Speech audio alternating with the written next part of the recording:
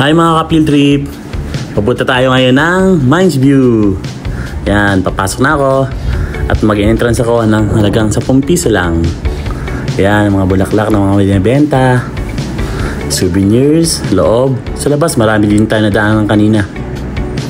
Yan, sinisipat ko yung mga aso, St. Bernard dog. Pwede magpa-picture sa halagang 50 pesos.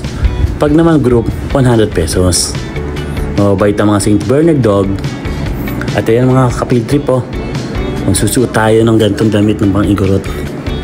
Tingnan natin kung mabagay sa atin. 50 pesos lang yan.